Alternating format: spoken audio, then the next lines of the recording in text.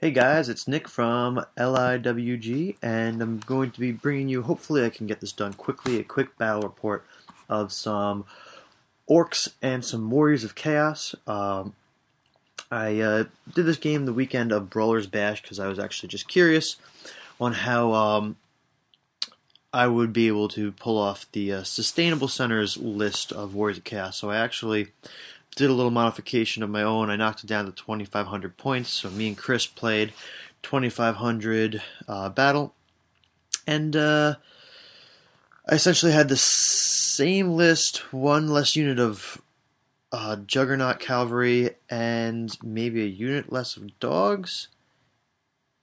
No level 2 caster, but I think for the most part it was very, very similar. Most of it was reciprocated to the T. But for Chris's army, he had some fast cavalry, chariot, savage orcs, and the trolls, some black orcs, a bunker unit, a couple heroes, and essentially, the orcs got the first turn, and the trolls actually failed their stupidity test twice, even with the general's leadership and the BSB, so they just kind of jutted forward. And what else happened? Foot got off on the Chimera, but I regen all of the hits. Doom Divers kill a couple warriors, and one of the Doom Divers misfires. And then on to Warriors of Chaos turn. I move everything up. Now, I spent some extra time in this actual turn. Chris, I think, got a little annoyed because I didn't know what to do. Because when you have all that movement, especially that flying, I just didn't know what to do.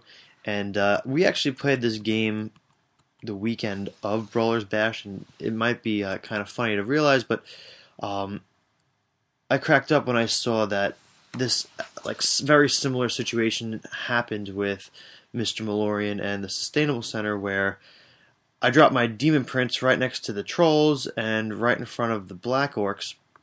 So it was just pretty funny to see almost the same situation play out. The only difference being I tried to get off Purple Sun, but Chris actually dispelled it, so all those trolls weren't wiped from the board like in their game. But as you can see, I did march up the not march up, well, flew up the two chimeras, and what happened was, I think this turn I didn't know what was going to happen with the Demon Prince, so I actually used my breath weapon from the Demon Prince onto the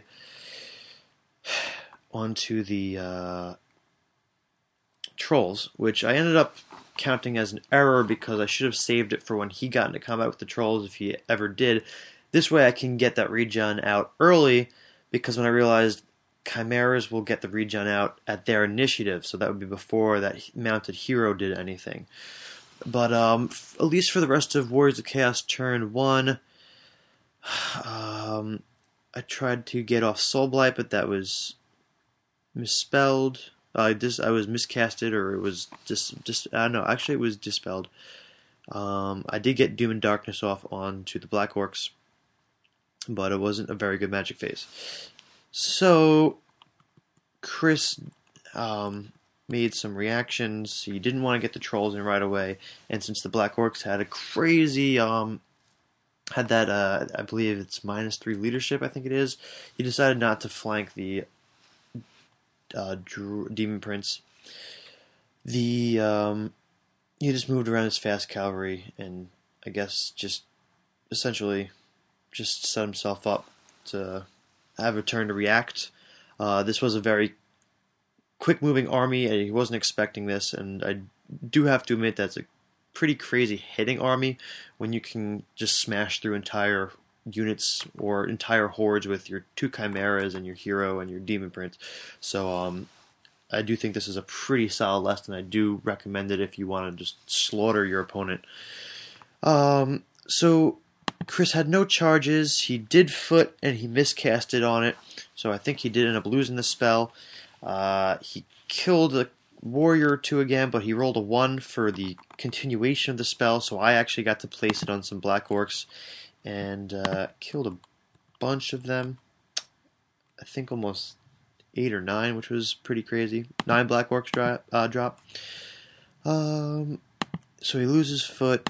He gets, here we go, off. So he does get to reroll all of his missed hits, which is pretty cool. Everything within 7 inches. So that essentially leads into me charging him the next turn, where he'll get that bonus. If he had charged this turn, he would have been good also, especially with the Black Orcs, but I think the minus leadership he didn't really want to deal with. But what else happened? The Rock Lava hits the Demon Prince. I do not think he does a wound. I think I actually end up ward saving it. And then the Doom Diver hits the Demon Prince with 2 direct hits. Both get direct hits, and I was actually very afraid of this. The Doom Divers are pretty good. Chris played a game against Ryan the other day, and the Doom Divers destroyed the Demon Prince. A similar build to this one, but he got 2 direct hits, and he rolled a 1 for the D6 hits each time. So he had a possibility of getting up to 12. He only got 2, which really sucked. Bad luck for Chris, and he might have gotten a wound through, maybe. I don't really remember. So my first turn I had rolled 12 for Winds of Magic. My second turn I roll a shitty Snake Eyes. But I guess backing up to charges, I just had to go all in on the Trolls. I mean, that's the biggest block. I'm always afraid of it.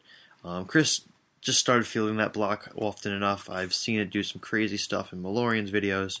But I mean, just having the Monstrous Infantry horde of 18, where unless you've got fire attacks, 50% of them are going to survive, or 50% of your hits or wounds aren't going to do anything, it's just scary. So I decided to, be a jerk and just destroy them. So this is where I'm going back to saying I should have got that breath weapon in with the Demon Prince now. I mean, yeah, I hit less guys because of the template. I was able to knock out a whole bunch. But at least if I had done it now, it would have helped me for getting the regen out of the way for his attacks and the standard bearer, the army standard bearer's attacks. But whatever. And so I did get Doom and Darkness off again. I believe I did it onto the Trolls this time, considering I needed them to just break. I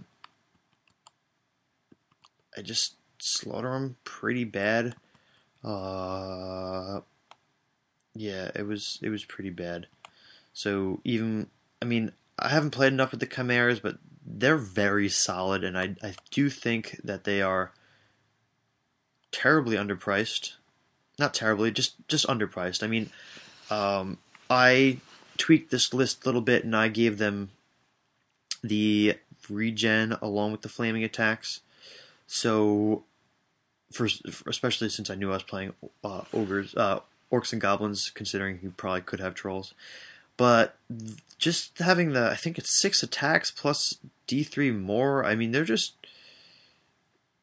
really good for the 270 points or whatever it is. I think if you soup them out completely and give them poison attacks, they have, I don't know, I think it's 300 points or so. They're just good, especially for a special choice. I mean, my thing is going to say the reason why they're in there is GW just wanted to sell a whole bunch of them since nobody was really buying them since they weren't in an army book. At least I don't think they were. But they also maxed out all the possible rare options that you could put in the Warriors Cast book, so it was just like, let's stick them somewhere and make them really awesome so people will buy them. So I'm probably going to buy 1 or maybe even 2 at some point into the future. They're really cool models. Right here I'm just proxying with the Manticore.